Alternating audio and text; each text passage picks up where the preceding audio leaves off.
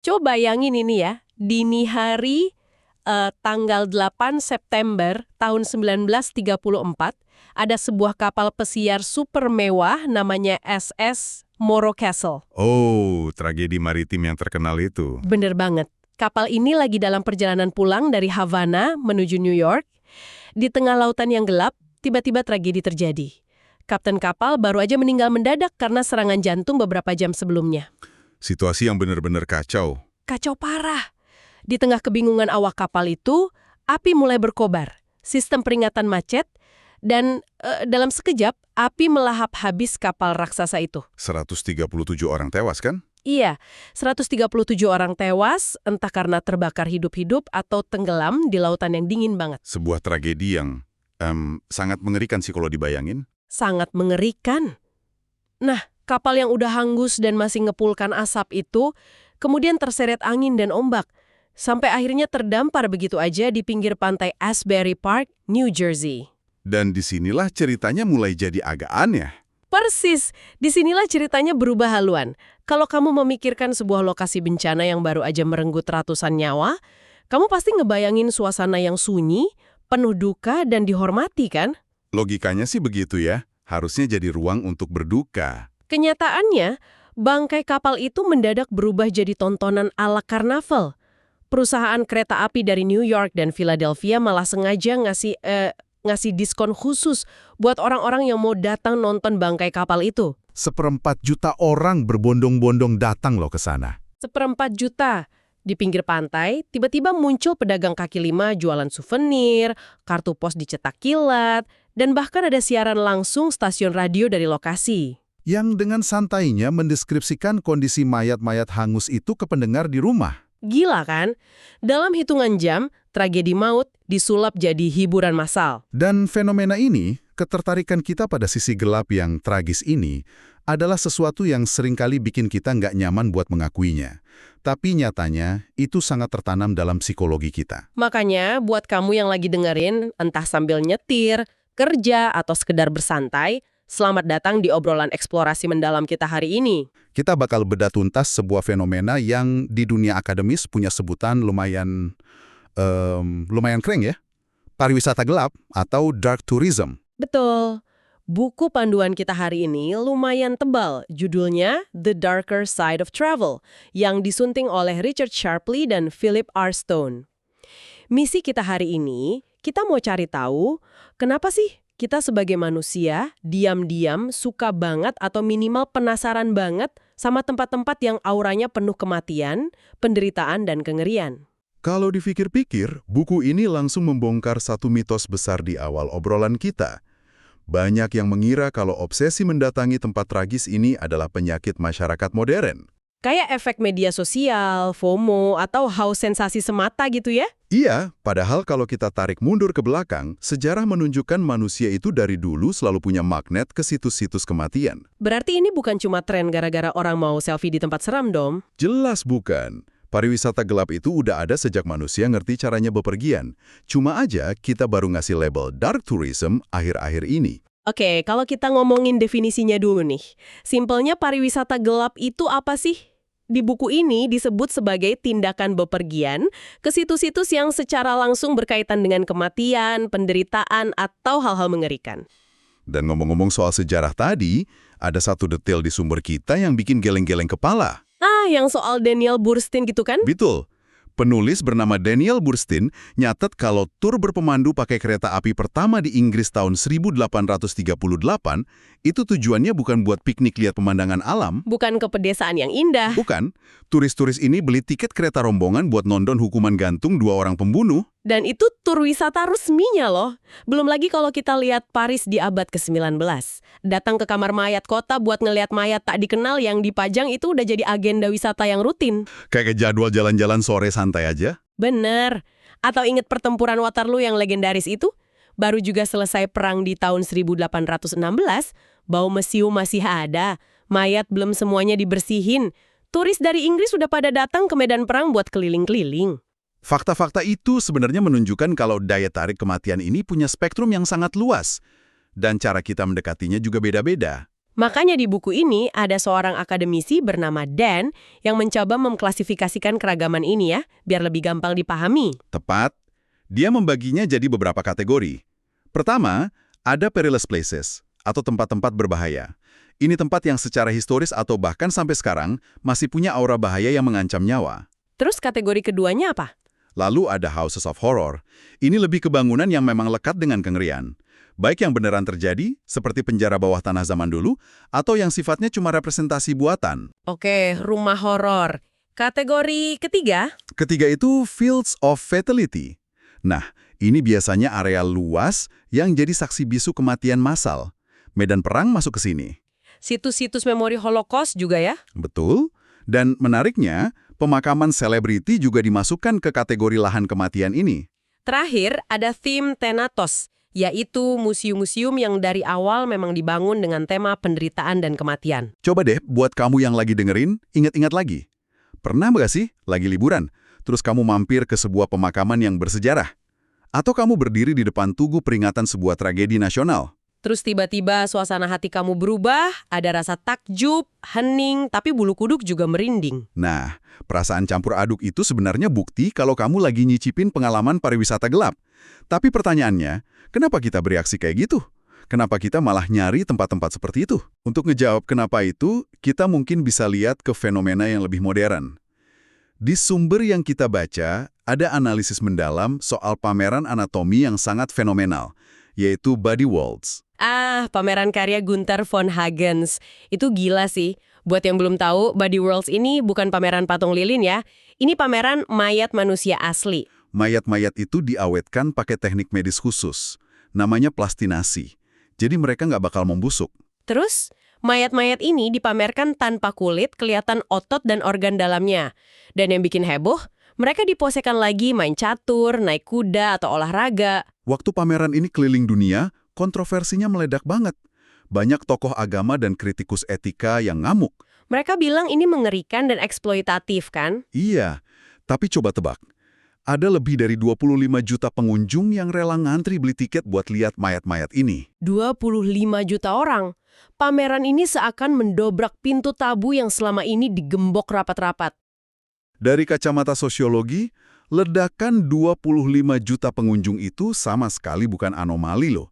Itu sangat logis kalau kita pahami kondisi psikologis manusia modern. Menarik. Pakai teori siapa nih di buku ini? Ada teori dari sosiolog Anthony Giddens tentang sekuestrasi kematian. Intinya begini, di zaman dulu, kematian itu peristiwa yang sangat terbuka dan komunal. Oh, maksudnya kalau ada yang meninggal, keluarganya yang memandikan, prosesinya dilakukan di rumah, dan tetangga pada datang ngebantu gitu?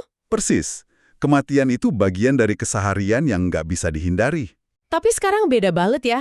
Kalau dipikir-pikir, kapan terakhir kali kita bersentuhan langsung dengan proses itu? Semuanya udah dialihkan ke institusi. Benar, kematian di era modern itu diasingkan atau disekuestrasi tadi.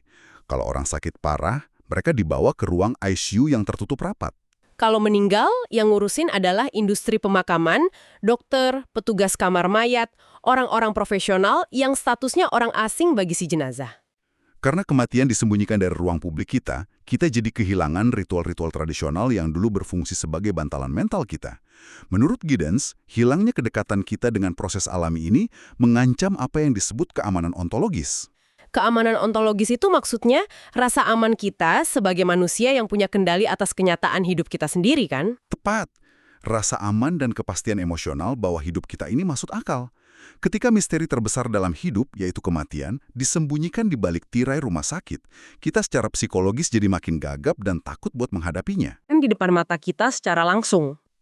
Tapi di sisi lain, kalau kita nyalain TV, buka internet, atau nonton film, kematian itu ada di mana-mana.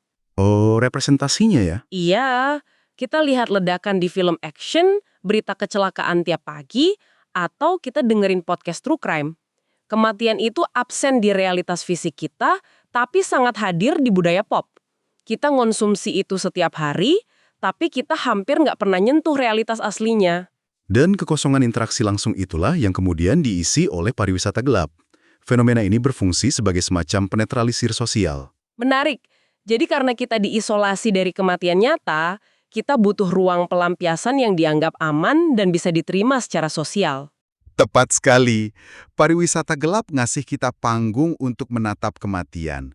Tapi biasanya kematian orang lain dari masa lalu yang jauh atau dari tempat yang jaraknya ribuan kilometer. Oh, aku paham. Jadi karena itu bukan tragedi kita sendiri, rasanya lebih aman ya buat dilihat. Sangat aman. Ini bertindak sebagai gladi resik emosional. Gladi resik emosional, istilah yang pas banget. Dengan datang ke museum atau situs tragedi, kita melihat kematian yang sudah dikemas sedemikian rupa, entah untuk edukasi atau peringatan. Teror primordial bawaan kita terhadap kematian kita sendiri itu perlahan diredam. Kita bisa mengeksplorasi rasa takut kita yang paling dalam tanpa harus benar-benar merasa nyawa kita terancam ya. Betul, tapi pastinya nggak semua orang yang datang ke museum tragedi lagi nyari gladi resik kematian kan? Nah iya, penulis buku ini Richard Sharpley ngingetin kita buat ngelihat nuansanya. Dia pakai konsep yang namanya spektrum kegelapan atau shades of dark tourism. Nggak semuanya hitam legam. Ada rentang dari pariwisata yang sifatnya pucat atau pale sampai yang benar-benar hitam atau black. Gini deh, bayangin kamu lagi jalan-jalan di Inggris, terus mampir ke makam penyair romantis legendaris William Wordsworth. Kamu datang ke sana bukan karena penasaran sama proses jenazahnya atau gimana dia meninggal. Murni karena menghargai karyanya kan? Iya, murni karena kamu suka sama puisi-puisinya. Kamu mau menghormati karya hidupnya. Nah itu masuknya pariwisata pucat. Lalu yang pariwisata hitam contohnya? Bandingan dengan turis yang sengaja merogoh kocek $65 buat ikutan tur spesifik ke sebuah ladang di Pennsylvania, tempat jatuhnya pesawat United Airlines Flight 93 dari tragedi 9/11. Fokus utamanya benar-benar pada titik di mana kehancuran dan hilangnya nyawa itu terjadi. Itu contoh pariwisata hitam.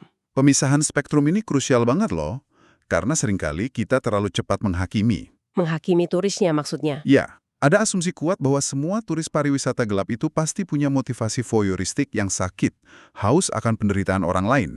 Padahal seringkali kunjungannya itu murni kebetulan. Akademisi menyebutnya sebagai contingent visits. Kunjungan yang nggak direncanakan dari awal. Benar, bayangkan seseorang datang berkunjung ke Monumen Perang Vietnam di Washington DC. Apakah mereka termotivasi oleh memori perang? Belum tentu kan? Belum tentu. Bisa jadi karena monumen itu letaknya pas di tengah-tengah jalur jalan kaki mereka menuju museum lain. Atau contoh yang lebih ekstrim yang dibahas di buku, seseorang lagi liburan main ski di Zermatt, pegunungan Alpen. Oke, terus gimana? Tiba-tiba di luar badai salju dan hujan deras. Karena bosen terkurung di hotel, dia jalan ke museum lokal dan akhirnya ngelihat sisa-sisa tali putus dan barang-barang pendaki yang tewas di Gunung Matterhorn. Niat awalnya liburan ceria, tapi ujung-ujungnya masuk ke ruang kematian sekadar karena cuaca lagi jelek ya. Betul. Nggak semua orang datang sambil bawa beban filosofis berat di pundaknya. Tapi pas kita udah sampai di situsnya nih, cara kita berinteraksi dengan orang-orang yang udah tiada itu juga beda-beda ternyata. Iya, spektrum interaksinya luas. Ada yang sekedar nyari informasi, sampai ada yang sifatnya perawatan. Di buku ini dikasih contoh kuil-kuil perang di Jepang. Pengunjung di sana bukan cuma lihat-lihat, tapi mereka aktif melakukan ritual untuk merawat dan menenangkan roh para prajurit yang mati. Terus ada yang sekedar buat peringatan atau remembrance kayak menaruh karangan bunga. Dan ada juga yang anehnya cari hiburan loh, kayak kalau kita masuk ke rumah hantu komersial. Dan jangan lupa ada situs yang berfungsi sebagai memento mori. Sebuah pengingat visual yang keras bahwa pada akhirnya, sehebat apapun kita semua akan mati. Wow, tapi dari semua jenis interaksi itu, ada satu batas psikologis yang paling membedakan pengalaman satu turis dengan turis lainnya di buku ini, yaitu jarak memori. Apakah kamu melihat tragedi itu sebagai sejarah atau sebagai leluhur? Ini bagian yang lumayan esensial buat dipahami. Gimana tuh beda nyatanya di lapangan? Sumber kita mengambil contoh Kastil Gannotar di Skotlandia, yang punya penjara bawah tanah sangat kelam. Kalau ada turis mancanegara datang ke sana, mereka akan lihat ruang bawah tanah itu, foto-foto, ngerasa sedikit ngeri, lalu lanjut makan siang. Bagi mereka itu adalah sejarah, tontonan masa lalu yang udah beku. Tapi bayangkan seorang pengunjung lokal yang datang ke sana. Pengunjung yang tahu pasti bahwa berabad-abad lalu, kakek buyut atau kelompok kepercayaannya disiksa dan dibiarkan mati kelaparan di dalam ruangan dingin itu. Itu beda cerita. Baginya, itu bukan sekedar wisata sejarah, itu adalah perjumpaan dengan memori leluhur. Bagi turis luar, itu lembaran buku yang udah selesai dibaca, Tapi bagi komunitas tertentu, itu adalah luka terbuka yang mendefinisikan siapa mereka sampai detik ini. Perbedaan yang cukup drastis ya. Buat satu orang, itu spot foto yang keren. Buat yang lain, itu kuburan keluarganya. Makanya nggak heran kalau fenomena ini sering banget memicu gesekan etika. Bener, ini area yang lumayan sensitif. Seringkali kita ngelihat media massa panik dan bereaksi keras soal turis-turis di lokasi bencana. Kita di sini nggak memihak siapa-siapa ya, tapi menarik untuk mengamati bagaimana media melabeli fenomena ini sebagai sesuatu yang negatif. Media sering ngecap pariwisata gelap ini sebagai eksploitasi atau ngasih label morning sickness, penyakit duka. Orang dituduh lagi pansos atau narsis di atas penderitaan orang lain. Memang banyak presidennya. Media sangat reaktif ketika melihat fenomena massa di situs tragedi. Di buku ini diceritakan tentang kasus pembunuhan tragis dua gadis kecil, Holly Wells dan Jessica Chapman, di kota Soham, Inggris. Waktu itu, kota Soham tiba-tiba dibanjiri ribuan orang dari luar kota yang bawa bunga dan mau lihat lokasi. Dan media langsung marah besar kan? Marah besar, menuduh mereka sebagai turis duka yang cuma mau ikut campur kesedihan orang lain. Terus ada juga kecaman soal tur ke area radiasi Chernobyl yang dianggap main-main dengan bencana.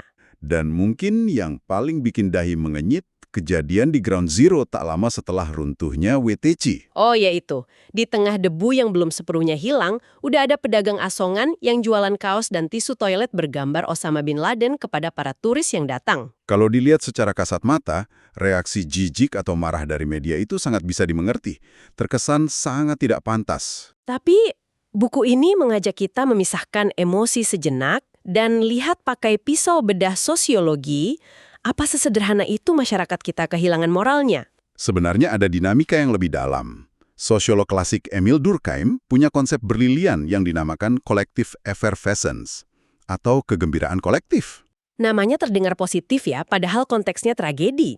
Kegembiraan di sini lebih bermakna sebagai letupan energi emosional. Durkheim berpendapat, ketika banyak orang berkumpul di satu tempat yang sama, dengan fokus yang sama, ada semacam energi sosial yang menular, dan mengikat mereka jadi satu kesatuan. Mengikat jadi kesatuan di tempat tragedi. Ya, di masyarakat sekuler modern ini, di mana banyak institusi agama mulai kehilangan peran absolutnya sebagai kompas moral tunggal, kita butuh ruang baru untuk berdialog. Dan situs-situs traumatis inilah yang kemudian diambil alih oleh masyarakat sebagai ruang komunikasi darurat itu. Persis. Jadi, alih-alih cuma pamer kesedihan murahan, tempat-tempat ini jadi wadah di mana orang asing saling berinteraksi, merenung, dan menegosiasikan ulang apa sih batasan moral kemanusiaan kita sekarang. Wah, ini mengubah cara pandang banget. Dan teori soal ruang moralitas baru ini ternyata kelihatan sangat jelas prakteknya di WTC Tribute Visitor Center di Ground Zero. Gimana prakteknya di sana? Kalau kita ke museum biasa, kita biasanya cuma diam, baca plakat resmi, dan menerima narasi tunggal dari kuratornya. Tapi di Tribute Center ini, pendekatannya dibalik. Oh, pengunjungnya dilibatkan langsung. Iya.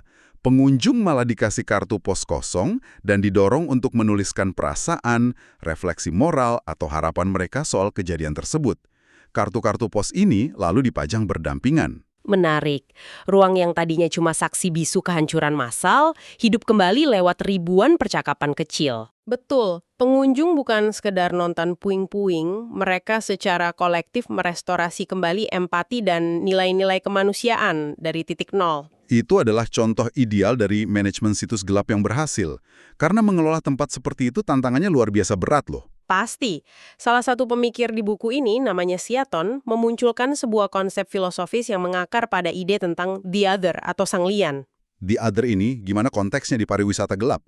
Dalam konteks wisata biasa, lian itu mungkin budaya asing atau makanan eksotis yang belum pernah kita rasakan. Tapi dalam pariwisata gelap, kematian adalah lian yang paling absolut dan universal. Lian absolut karena nggak peduli sehebat apa kita yang masih hidup nggak akan pernah benar-benar paham rasanya mati kan? Tepat. Kematian adalah misteri kemutlakan yang beda dari pariwisata apapun. Oleh karena itu, situs yang berkaitan dengan kematian punya kekuatan auratik. Auratik itu maksudnya aura keheningan dan kesakralan yang kuat ya? Iya, tantangan manajemennya adalah bagaimana caranya mereka memfasilitasi turis yang datang ribuan jumlahnya, tapi tetap menjaga aura sakral itu. Jangan sampai auranya hancur berantakan cuma karena komodifikasi receh. Kayak masang papan petunjuk neon segede gaban, buka gerai fast food di sebelah monumen, atau jualan souvenir yang nggak pantas. Ibaratnya jalan di atas seutas tali tipis, kalau kepleset dikit tragedinya langsung kerasa murah. Apalagi buku ini membedakan situs jadi dua jenis, ada yang terbentuk dari asal mula atau origins, dan ada yang dari permulaan atau beginnings. Bisa dijelasin bedanya buat pendengar? Situs origins itu terjadi secara kebetulan dan spontan di luar rencana manusia. Contohnya terowongan di Paris, tempat mobil Putri Diana kecelakaan. Awalnya itu cuma jalanan umum, tiba-tiba berubah jadi tempat ziarah global. Nggak ada yang rencanain. Dan situs beginnings? Beda sama situs beginnings yang memang dari awal batu pertamanya diletakkan, tujuannya udah buat bisnis pariwisata, kayak Madame Tussauds.